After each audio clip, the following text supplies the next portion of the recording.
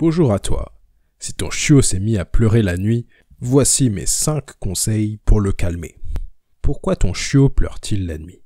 Avant toute chose, le plus important est de comprendre la source du problème. Ton chiot souffre-t-il d'une douleur physique ou d'une frustration?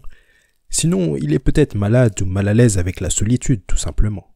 Ah oui, petite précision. S'il s'agit d'un chiot et qu'il vient d'arriver à son domicile, il est compréhensible qu'il soit dans l'inconfort. Et oui, après des semaines passées avec sa famille et sa mère la nuit, il lui faudra un temps d'adaptation avant de trouver ses repères. Parfois, ça peut juste être ça. Attends juste qu'il se calme et qu'il accepte de passer des nuits seul. Au fait, si ton chiot pleure la nuit, je te conseille chaudement la méthode « Dresser son chien en 15 minutes par jour ». C'est une méthode complète et structurée qui va t'aider à déconstruire ce comportement pas à pas. Je te mets le lien en description. C'est parti, voici maintenant mes 5 conseils. Les 5 choses à faire si votre chiot pleure la nuit. Conseil numéro 1. Vas-y progressivement avant de le laisser seul. Et oui, il n'est pas encore habitué à être seul et il va falloir l'habituer petit à petit à être seul la nuit. Ici, la règle d'or est d'y aller de façon progressive. Commence par placer son panier près de ton lit les premiers jours et ensuite éloigne-le d'un chouïa par jour jusqu'à l'endroit que tu auras défini au préalable.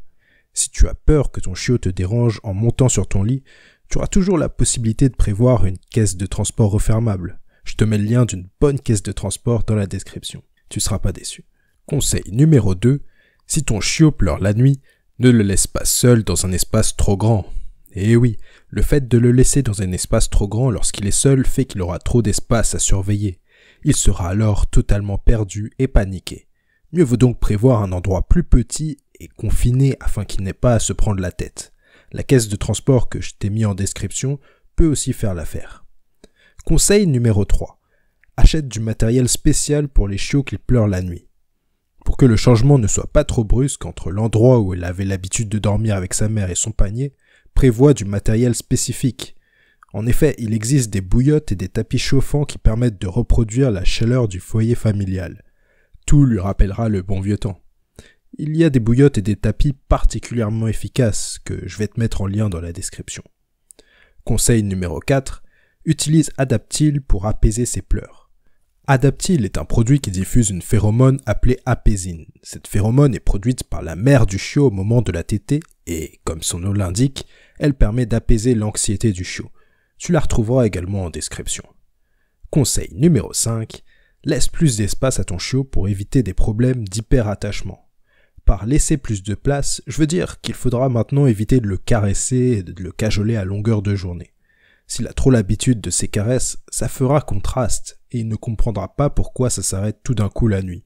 Et là forcément, il développera de l'anxiété.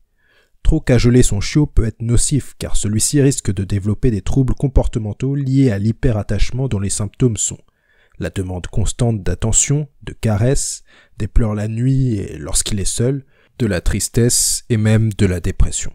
Voilà, j'espère que cette vidéo t'aura bien aidé et n'oublie pas de consulter tout le matériel d'aide en lien dans la description. À la prochaine!